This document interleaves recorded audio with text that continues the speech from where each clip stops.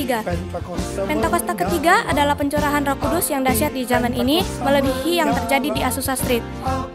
Pentakosta ketiga akan mengakibatkan penuaian jiwa yang terbesar dan yang terakhir sebelum Tuhan Yesus datang kembali. Pentakosta ketiga akan membangkitkan generasi Yeremia, yaitu anak-anak muda yang dipenuhi Roh Kudus, cinta mati-matian kepada Tuhan Yesus, tidak kompromi terhadap dosa, dan akan bergerak untuk memenangkan jiwa. Pentakosta ketiga lahir di Indonesia dan bergerak ke bangsa-bangsa. Gerakan ini dari timur ke barat dan akan kembali ke Yerusalem. Pentakosta ketiga akan memberikan kuasa untuk menyelesaikan amanat agung, dan setelah itu Tuhan Yesus datang kembali. Shalom semuanya. Kurang besar di suaranya. Shalom semuanya. Ya, kita siapkan hati kita memulai ibadah kita pada pagi hari ini. Kak Lauren yang pimpin doanya. Adik-adik, mari kita bersatu dalam doa. Tuhan Yesus, terima kasih Tuhan buat hari ini kami dapat berkumpul. Tuhan Yesus, sebentar lagi kami akan memulai ibadah kami. Kiranya Tuhan Yesus memberkati kami. Terima kasih Tuhan Yesus, di dalam nama Tuhan Yesus sama-sama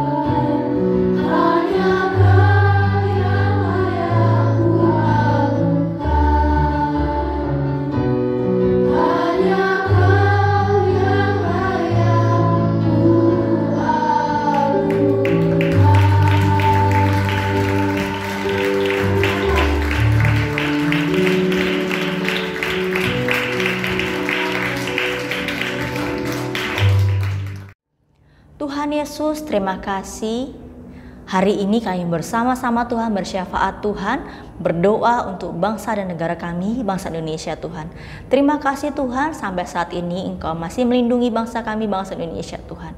Kami berdoa untuk pemimpin bangsa dan negara kami, ada presiden kami dan wakil presiden beserta seluruh jajarannya Tuhan. Terima kasih Tuhan untuk setiap anugerah Tuhan, Engkau masih melindungi dan memberkati bangsa kami. Biarlah kiranya setiap pemimpin-pemimpin bangsa kami Tuhan kiranya menjalankan setiap tugas dan tanggung jawabnya Tuhan untuk kebaikan bangsa kami Tuhan. Terima kasih Tuhan, Engkau telah menjaga keamanan bangsa kami. Terima kasih Tuhan untuk perekonomian bangsa kami yang masih sangat stabil sampai pada saat hari ini Tuhan.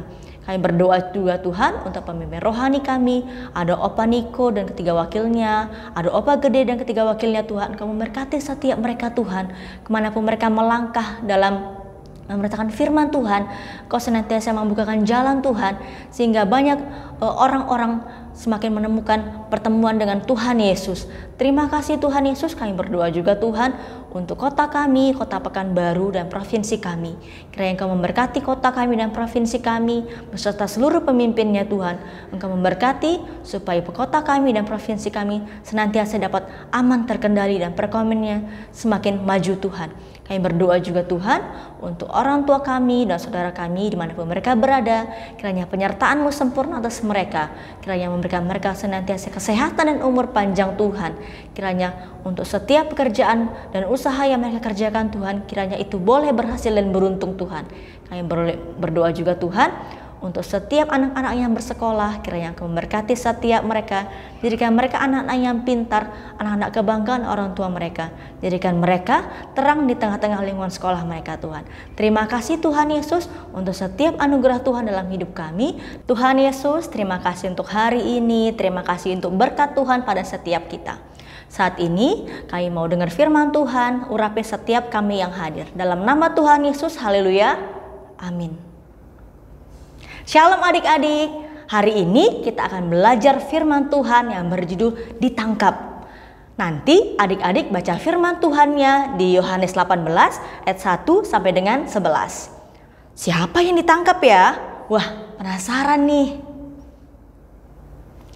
Mari perhatikan gambar ini.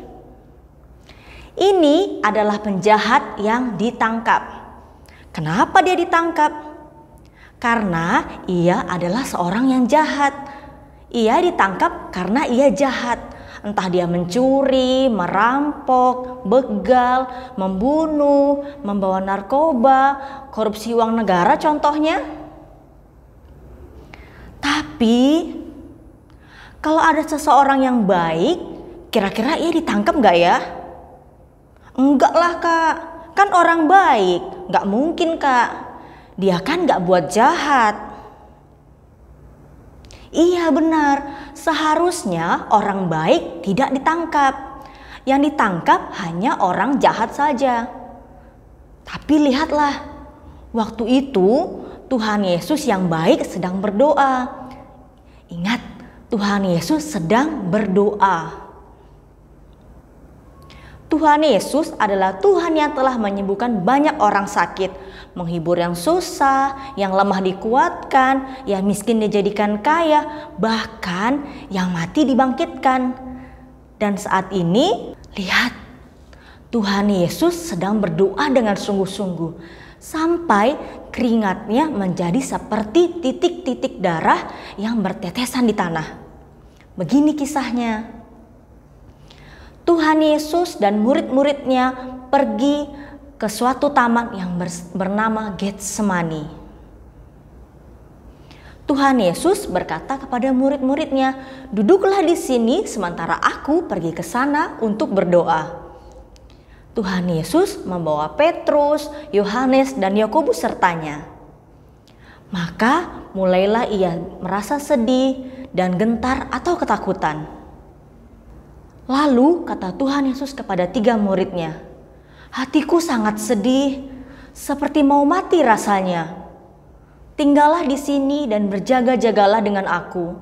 Maka ia maju sedikit, lalu sujud dan berdoa.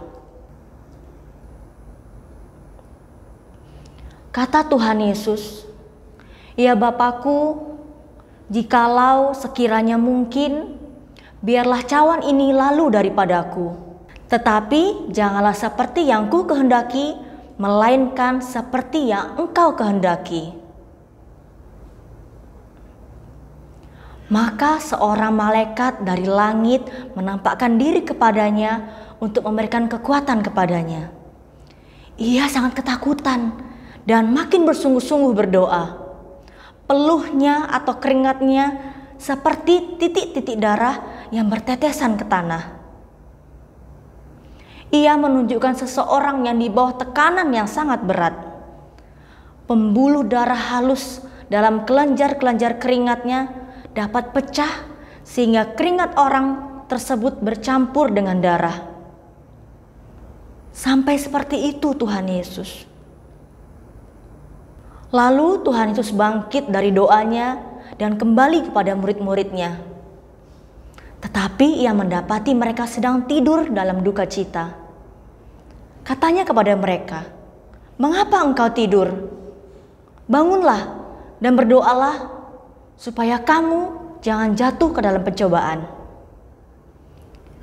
Waktu Tuhan Yesus masih berbicara, datanglah Yudas Iskariot, salah seorang dari ke-12 murid. Yudas Iskariot tahu tempat itu karena Tuhan Yesus sering berkumpul di situ dengan murid-muridnya. Yudas Iskariot datang dengan sepasukan prajurit dan penjaga-penjaga bait Allah yang disuruh oleh imam-imam, kepala, dan orang-orang Farisi, lengkap dengan lentera, suluh, dan senjata. Yudas Iskariot mendekati Tuhan Yesus lalu menciumnya. Maka kata Tuhan Yesus kepada Yudas Iskariot, "Hai Yudas, engkau menyerahkan anak manusia dengan ciuman?" Maka majulah para prajurit memegang Tuhan Yesus dan menangkapnya. Lalu semua murid itu meninggalkan Yesus dan melarikan diri. Tuhan Yesus bukan penjahat, tetapi ditangkap seperti seorang penjahat. Sesudah mereka menangkap Tuhan Yesus, mereka membawanya menghadap Kayafas, imam besar. Di situ telah berkumpul ahli-ahli Taurat dan tua-tua. Simon Petrus dan seorang murid lainnya mengikuti Yesus.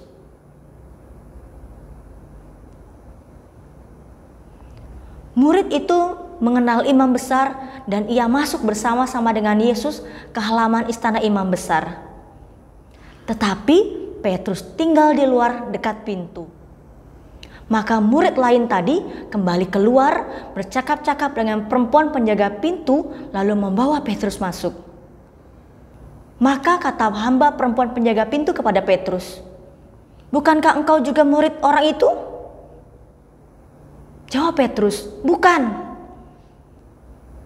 Maka mulailah imam besar menanyai Yesus tentang murid-muridnya dan tentang ajarannya. Jawab Yesus kepadanya, "Aku berbicara terus terang kepada dunia. Aku selalu mengajar di rumah-rumah ibadat dan di bait Allah, tempat semua orang Yahudi berkumpul. Aku tidak pernah berbicara sembunyi-sembunyi. Mengapa engkau menanyai aku? Tanyailah mereka yang telah mendengar apa yang kukatakan kepada mereka. Sungguh mereka tahu apa yang telah kukatakan." Ketika ia mengatakan hal itu, seorang penjaga yang berdiri di situ menampar mukanya. Sementara Simon Petrus masih berdiri berdiam atau menghangatkan badan. Kata orang-orang di situ kepada Simon Petrus, "Bukankah engkau juga seorang muridnya?" Petrus menyangkalnya, katanya, "Bukan." Kemudian kata seorang hamba imam besar, seorang keluarga dari hamba yang telinganya dipotong Petrus, "Bukankah engkau kulihat di taman itu bersama-sama dengan dia?" Maka Petrus menyangkalnya pula. Maka mulailah Petrus mengutuk dan bersumpah, "Aku tidak kenal orang yang kamu sebut-sebut ini." Dan ketika itu berkokoklah ayam. Lalu berpalinglah Tuhan memandang Petrus. Maka teringatlah Petrus bahwa Tuhan telah berkata kepadanya, "Sebelum ayam berkokok pada hari ini, engkau telah 3 kali menyangkal aku." Lalu Petrus pergi keluar dan menangis dengan sedihnya. Tahukah adik-adik, karena Tuhan Yesus sangat mengasihi kita, Ia mau menderita bagi kita. Sebab di mata Tuhan Yesus, kita ini sangat berharga dan mulia. Dan Tuhan Yesus sangat mengasihi kita, sehingga Ia mau menderita ganti kita. Mulut kita yang suka jahat, tapi Tuhan yang ditampar ganti kita. Seharusnya kita yang ditampar dan bukan Tuhan Yesus. Ampuni saya ya Tuhan. Maukah adik-adik bertobat hari ini? Kakak mau. Apakah adik-adik mau? Pasti Tuhan mengampuni kita semua. Karena kita ini dikasihi Tuhan Yesus. Seperti ayat hafalan kita hari ini, mari menjadi pengingat bagi kita semua. Yesaya 43 ayat 4. Oleh karena engkau berharga di mataku dan mulia, dan aku ini mengasihi engkau. Mari kita ulangi 3 kali ya. Yesaya 43 ayat 4. Oleh karena engkau berharga di mataku dan mulia, dan aku ini mengasihi engkau. Yesaya 43 ayat 4. Oleh karena engkau berharga di mataku dan mulia, dan aku ini mengasihi engkau. Bukan hanya dihafal, tetapi simpan di pikiran dan hati kita semua. Adik-adik yang disayang Tuhan Yesus, apa yang kita pelajari hari ini? Kita belajar supaya kita semua mengerti bahwa Tuhan Yesus sangat mengasihi kita. Tuhan Yesus sangat mengasihi keluarga kita juga.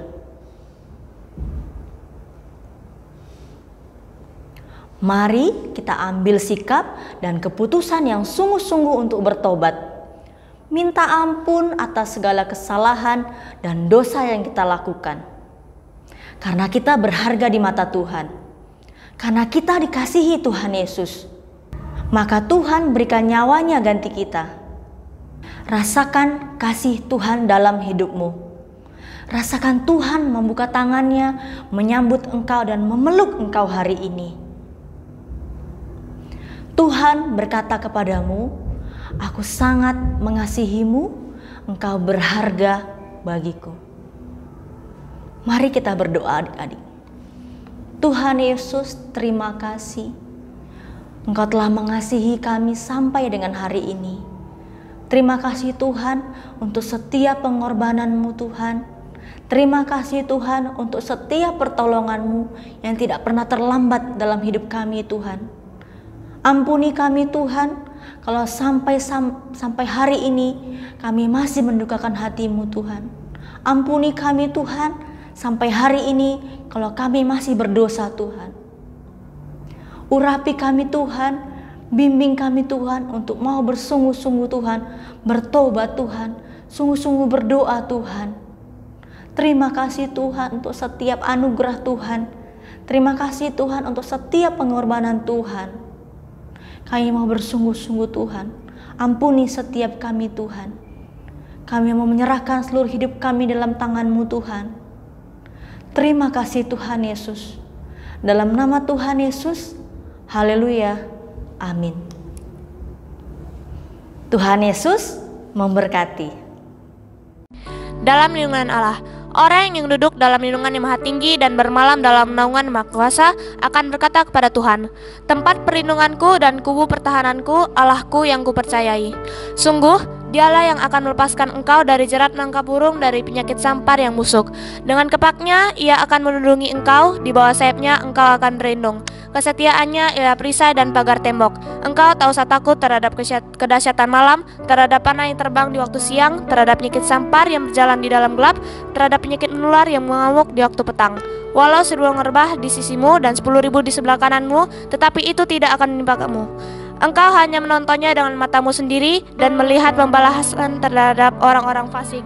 Sebab Tuhan ialah tempat perlindunganmu. Yang maha tinggi telah kau buat tempat perteduhanmu. Malapetaka tidak akan menimpa kamu dan tulah tidak akan melekat kepada kemahmu, sebab malaikat-malaikatnya akan diperintahkannya kepadamu untuk menjaga engkau di segala jalanmu. Mereka akan menatang engkau di atas tangannya, supaya kakimu jangan terantuk kepada batu. Singa dan ular tudung akan kau langkahi, engkau akan menginjak anak singa dan ular naga. Sungguh hatinya melekat kepadaku, maka aku akan meluputkannya. Aku akan membentenginya, sebab ia mengenal namaku. Bila ia berseru kepadaku, aku akan menjawab. Aku akan menyertai dia dalam kesesakan. Aku akan meluputkannya dan memuliakannya. Dengan panjang umur akan kukenyangkan dia, dan akan kuperlihatkan kepadanya keselamatan daripadaku. Shalom anak-anak yang Opa kasihi. Sebelum kita mengakhiri ibadah ini, mari angkat tanganmu, angkat hatimu di hadapan Tuhan Yesus. Dan Opa akan melepaskan berkat dari Tuhan Yesus kepada anak-anak yang Opa kasihi. Mari angkat tanganmu.